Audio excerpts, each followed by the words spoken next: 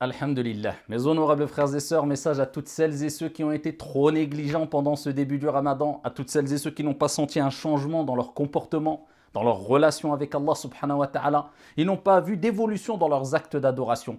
Pas plus de lecture du Coran qu'avant le Ramadan, pas plus de prières qu'avant le mois du Ramadan, pas une amélioration du comportement par rapport au comportement qu'on avait avant le mois du Ramadan, pas plus d'aumônes données pendant le mois du Ramadan qu'avant le mois du Ramadan, etc. La liste est longue. À toutes celles et ceux qui n'ont pas su profiter du mois du Ramadan, du moins des 2, 3 premières semaines du mois du Ramadan, eh bien sachez que nous nous approchons à grands pas de la meilleure nuit qu'Allah subhanahu wa ta'ala a créée. Laylatul Qadr, la nuit du destin. Et qui te dira, qu'est-ce que la nuit du destin? Khayrun min alfi shahr. Laylatul Qadr, la nuit du destin, ou la nuit de la grande valeur, la nuit honorable est meilleure que 1000 mois, meilleure que 30 000 nuits, meilleure que 1000 mois, meilleure que 80 années. C'est-à-dire que tout ce que tu vas faire comme acte d'adoration est meilleur que si tu le faisais pendant plus de 80 ans. Eh bien, celui qui va rater cette nuit sera privé d'un grand bien.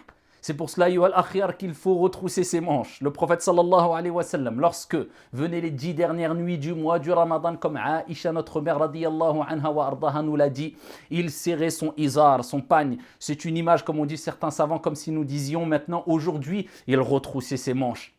Et ici, il veillait ses nuits en prière et il réveillait sa famille. Dans le but de trouver ce trésor inestimable, Laylatul Qadr, qui se situe dans une des nuits parmi les 10 dernières nuits du mois du Ramadan. Certes, les savants ont divergé. Un grand nombre de savants ont dit que c'est lors de la 27e nuit. D'autres ont dit c'est la 29, d'autres ont dit c'est la 25e nuit. D'autres ont dit, ce qui est sûr, c'est une nuit impaire parmi les 10 dernières nuits. En tout cas, bienheureux est celui qui aura fait des efforts les 10 dernières nuits parce qu'il sera sûr de tomber dans cette nuit-là, Inch'Allah. Et malheureux et humilié soit-il celui qui sera négligent pendant ces 10 dernières nuits, qui n'aura pas su profiter de cette dernière ligne droite, ce dernier sprint. C'est là où tout se joue, entre guillemets. Ayyuhal akhyar, Allah dit dans le Coran, Inna anzalnahu fi laylatil qadr. Inna nun al-azama. Allah, quand il utilise dans le Coran ce terme, Inna, nous, c'est-à-dire Allah, le grandiose, le magnifique, l'immense subhanahu wa ta'ala, sache que ce qui vient après, Inna n'est que grandiose, n'est que magnifique, n'est que plus qu'important. Allah dit dans le Coran, Inna nahnu nazzalna dhikr wa inna lahu lahafizun. C'est nous qui avons descendu le rappel al Coran et nous en sommes gardiens protecteurs. Allah dit dans le Coran, Inna a'taynaka al-kawthar. On t'a certes attribué al-kawthar, ce fleuve, l'abondance. Inna anzalnahu fi laylatil qadr. Certes, nous avons descendu dans la nuit du destin. Donc Allah Azza wa Jalla nous rappelle que Allah subhanahu wa ta'ala a descendu lors de la nuit du destin Al-Qur'an, le Coran. Et il nous rappelle que le Coran ne vient pas du prophète qui vivait sur terre puisqu'il dit Inna anzalnahu, on l'a certes descendu. Al-Qur'an, fi laylatil qadr. Et qui te dira qu'est-ce que la Laylatul Qadr? Lors de la nuit du destin, Allah a révélé le Coran. Et qui te dira qu'est-ce que la nuit du destin? Appelée la nuit du destin, ou la nuit honorable, ou de la grande valeur, de la grande importance. Eh bien, on l'appelle aussi la nuit du destin. Pourquoi? Parce que lors de cette nuit-là, Allah subhanahu wa ta'ala, eh bien, révèle aux anges ce qui est inscrit dans Al-Lawh al-Mahfouz, la table préservée, concernant la destinée, ce qui va se passer tout au long de l'année pour toutes ces créatures, et il révèle cela aux anges. Les anges qui descendent avec ces ordres sages venant de la part d'Allah subhanahu wa ta'ala. Donc Allah a écrit toutes choses sur la table préservée. 50 000 ans avant qu'il crée les cieux et la terre. Ce qui s'est passé, ce qui va se passer, ce qui se passera pour toute créature. Mais les anges ont connaissance de la destinée de chaque créature qu'Allah a créée lors de la nuit du destin, la destinée concernant toute l'année. L'année jusque le début de cette année, jusque cette nuit-là, jusque l'année suivante. Et ça nous rappelle que les anges, eux-mêmes ont une science limitée. Et que la science d'Allah subhanahu wa ta'ala est parfaite et sans limite. Inna anzalnahu fi laylatil qadr. On a certes révélé, descendu lors de la nuit du destin.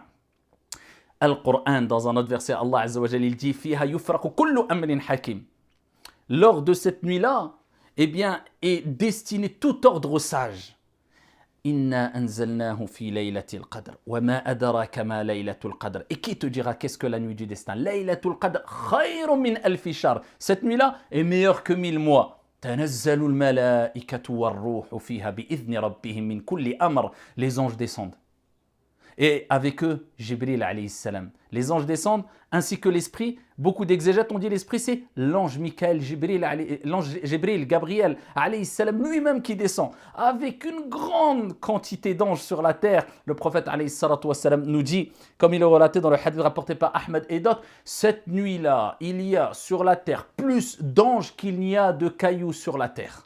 Allah. Les anges descendent avec al-barakat, les bénédictions, ar-rahmat, les miséricordes d'Allah subhanahu wa ta'ala. Tout le monde veut être là pour cette nuit bénie. Et cette nuit bénie est tellement bénie que Allah subhanahu wa ta'ala choisit cette nuit-là, un instant de cette nuit-là, pour révéler le Coran. Et le Coran est tellement béni qu'il a laissé un impact indélébile de bénédiction lors de cette nuit jusqu'à la fin des temps et au-delà. Inna anzalnahu fi laylatil qadr. On a certes descendu le Coran lors de cette nuit bénie. Qui va profiter de cette nuit comme il se doit? Et comment profiter de cette nuit comme il se doit? En lisant beaucoup le Coran, en faisant des prières surérogatoires. Le principal, c'est pas de faire, est-ce que je fais 11 ou 23 ou 50 prières? Le principal, c'est de les faire concentrer, avec un cœur présent. Et de rester le plus longtemps possible en étant concentré, même si tu fais que 2 unités de prière. Et de choisir particulièrement le dernier tiers de la nuit. Ce moment-là où Allah subhanahu wa ta'ala dit, qui me demande que je lui donne, qui m'invoque que j'accorde, que j'accepte son invocation. Lors de ces 10 dernières nuits-là, ayyuhal akhyar, il faut mettre tout le paquet. Il faut faire tout ce qu'on peut pour se rapprocher d'Allah subhanahu wa ta'ala. Garder une part pour se reposer de la nuit, mais une grande part pour adorer Allah azza wa jal. Faire du bien, faire des aumônes. Tout le monde peut le faire, même nos mères, nos sœurs, nos femmes, qui nous posent la question concernant l'état de, quand ils sont en état de menstru. Qu'est-ce qu'elles peuvent faire? Elles peuvent tout faire sauf la prière. Elles peuvent lire le Coran dans l'école de l'imam Malik, rahimahullah ta'ala. Elles peuvent faire du dhikr. L'évocation, évoquer Allah subhanahu wa ta'ala, c'est donné à tout le monde et c'est magnifique et aimé par Allah. Rapporté par Muslim. Le prophète alayhi salatu wassalam a dit, les 4 paroles les plus aimées d'Allah subhanahu wa ta'ala sont Subhanallah, Alhamdulillah, La ilaha illallah, Allahu Akbar. C'est les 4 paroles les plus aimées d'Allah subhanahu wa ta'ala. Répète-les. Prie sur le prophète alayhi salatu wassalam. Allahumma salli wa sallim ala nabiyyina Muhammad. Donne des aumônes. Fais ton dhikr, fais tes prières à l'heure, concentré. Essaye de faire tes invocations et évocations après chaque prière. Essaye de veiller la nuit en prière. Essaye de faire du bien en appelant tes parents au téléphone, en les visitant. Le muhim, ala kullin.